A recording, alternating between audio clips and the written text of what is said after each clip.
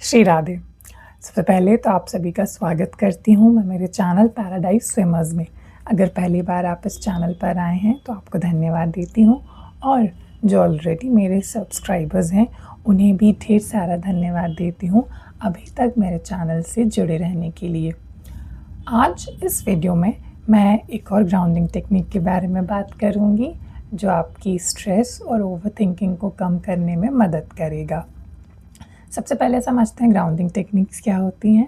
तो grounding techniques वो exercises या वो टेक्निक्स हैं जिनकी मदद से हम हमारे दिमाग को वर्तमान स्थिति में लेकर आते हैं। हमारे दिमाग को वर्तमान स्थिति में लाने की ज़रूरत क्यों पड़ती है? क्योंकि स्ट्रेस के मुख्यतः जो कारण होते हैं, मुख्य जो मेन रीज़न होते हैं वो यही होते हैं कि या तो हम हमारे आने वाले समय की चिंताओं में व्यस्त होते हैं, उनके बारे में बहुत ज़्यादा सोच रहे होते हैं, या फिर हम हमारे पास्ट में की गई चीज़ों के इतना ज़्यादा अपने दिमाग में जगह दे देते हैं कि वो हमारे स्ट्रेस का, ओवरथिंकिंग का कारण बनती है।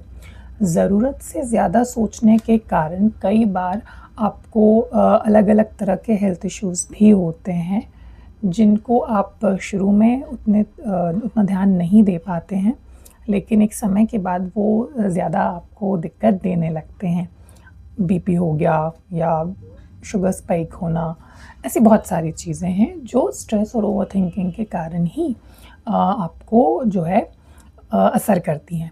अब हम देखते हैं कि ग्राउंडिंग टेक्निक्स जो हैं वो कैसे हेल्प करती हैं। तो ग्राउंडिंग टेक्निक्स जो हैं हमारे दिमाग को वर्तमान स्थिति में लेकर आते हैं, जहाँ हम ना भूत की चिंता रखते हैं ना भविष्य की चिंता करते हैं, लेकिन हम हमारे प्रेजेंट में रहने की कोशिश करते हैं। हम ये कोशिश करते हैं कि जितना हो सके अपने माइंड को जो है वर्तमान की स्थिति में रखें ताकि वो व्यर्थ की चिंताओं में ना लगा रहे।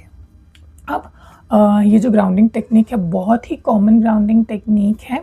पहले के लोग जो थे वो लेटर्स लिखा करते थे, चिट्ठी पत्री जिसको बोलते हैं। तो पत्र लिखना एक बहुत ही प्यारी कला था, एक बहुत सुंदर आर्ट रहा है, क्योंकि बहुत सारी फीलिंग्स, बहुत सारी चीज़ों को कम शब्दों में लिखना, एक लेटर में समेटना वाकई एक आर्ट होती है जो आज के लोग नहीं समझते हैं। क्योंकि आज के टाइम पे आप चाहे पैराग्राफ्स लिख दें, चाहे 2 मिनट के मतलब 2 सेकंड के वन लाइनर्स में जो है आप अपनी बात रख सकते हैं, लेकिन पहले के समय में जब आप लेटर लिख रहे होते थे उसमें एक पूरी फीलिंग होती थी, आपके सेंसेस इन्वॉल्व होते थे, क्योंकि आपको सोचना पड़ता था, फिर शब्द जमाने पड़ते थे, उन्हें लिखना पड़ता था। ये सारे एफर्ट मिलके जो आपके दिमाग को बहुत ज़्यादा प्रेशराइज़ करते थे ताकि वो अपना ध्यान एक ही चीज़ों पे लगाए। कई लोग जो हैं स्क्रिबलिंग करते हैं, पेंटिंग करते हैं अपने स्ट्रेस को कम करने के लिए, और उसी तरह लेटर राइटिंग भी एक बहुत ही ईज़ी मेथड है अपने दिमाग को वर्तमान स्थिति में लाने का। कई बार अगर आपके पास लेटर लिखने के लिए लोग नहीं हैं, आप खुद को भी लेटर लिख सकते हैं, एंड ट्रस्ट मी ये बहुत ही बढ़िया प्रोसेस होती है। जैसे ये थोड़ा बच्चों टाइप का लेटर है, लेकिन पहले मैंने इसमें स्क्रिबलिंग की हुई थी और उसके बाद फिर मैंने इसमें खुद के लिए लेटर लिखा, क्योंकि मेरे पास भी लोग नहीं हैं जिन्हें मैं लेटर्स भेज सकूं, पर मुझे लेटर्स का बहुत शौक़ रहा एक टाइम पे। तो जाहिर सी बात है कि मेरे पास कोई होगा नहीं जो मुझे लेटर लिख के दे। तो उस केस में मैंने खुद के लिए जो है वो लेटर्स लिखना स्टार्ट किया। अब लेटर्स में हम क्या लिख सकते हैं? आप अपने डे टू डे लाइफ के बारे में लिख सकते हैं, कोई ख़ास इवेंट के बारे में लिख सकते हैं, कोई चीज़ जो आपको बहुत पसंद आई हो आपके दिन में किसी में, वो आप लिख सकते हैं। कोशिश करिएगा लेटर में आप हमेशा पॉजिटिव चीज़ें लिखें। कोई भी बुरी बात या कोई ऐसी चीज़ जो आपको हर्ट कर गई हो, आपको बहुत ज़्यादा सोचने पे मजबूर कर गई हो, आप उससे लेटर में इंक्लूड ना करें, क्योंकि लेटर राइटिंग उसके बारे में रहता है कि आपने क्या अच्छा फ़ील किया, क्या चीज़ आपको खुशी दे गई, सो दैट जब कुछ समय बाद आप ये लेटर पढ़ें आपको वही फीलिंग वापस से आए उस लेटर को पढ़ने में जो आपको लिखने में आ रही होगी। आप चाहें तो अपने किसी फ्रेंड को इमेजिन करके वो लेटर लिख सकते हैं और बाद में उसे हैंड ओवर भी कर सकते हैं।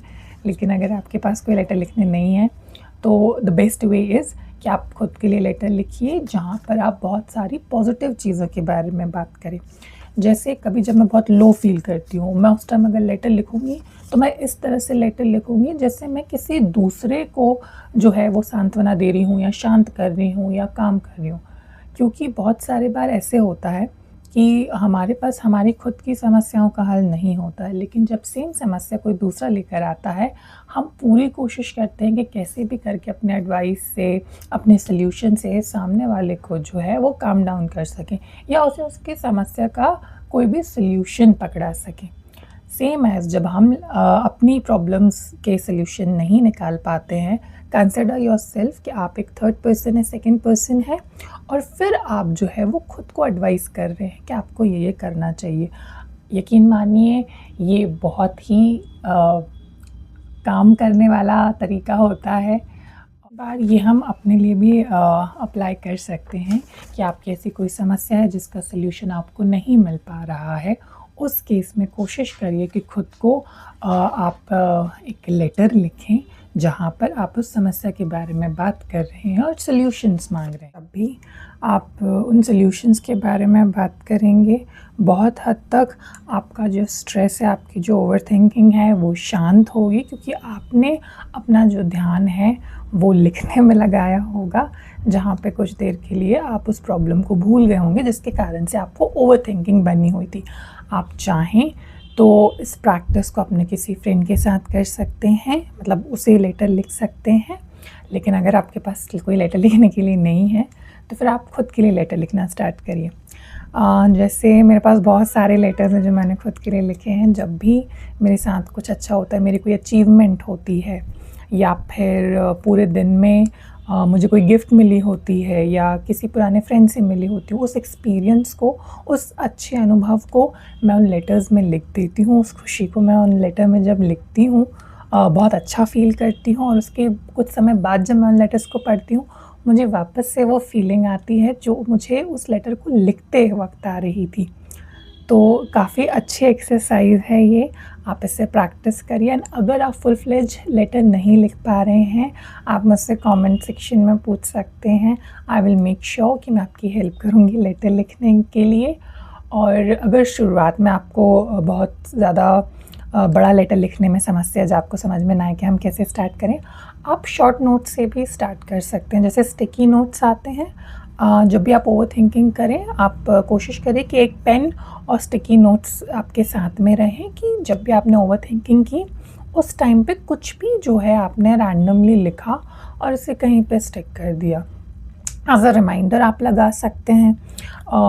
कुछ नहीं तो आपने अपना डे टू डे रूटीन ही लिख दिया कि आपको 5 बजे जो है वो पानी पीना है या 2 बजे खाना खाना है या फिर आपकी कोई मीटिंग है, उसके बारे में लिख के जो है आप जैसे फ़ोन में अलार्म सेट करते हैं, रिमाइंडर सेट करते हैं, टू डू लिस्ट बनाते हैं, सेम एज़ जो है कोशिश करिए कि आप पेन एंड पेपर की मदद से वो चीज़ें करें तो आपको ज़्यादा फ़ायदा करेंगी। एंड अगर आप लेटर लिखते हैं, so please let me know in the comment section and I would love to read your letters as well।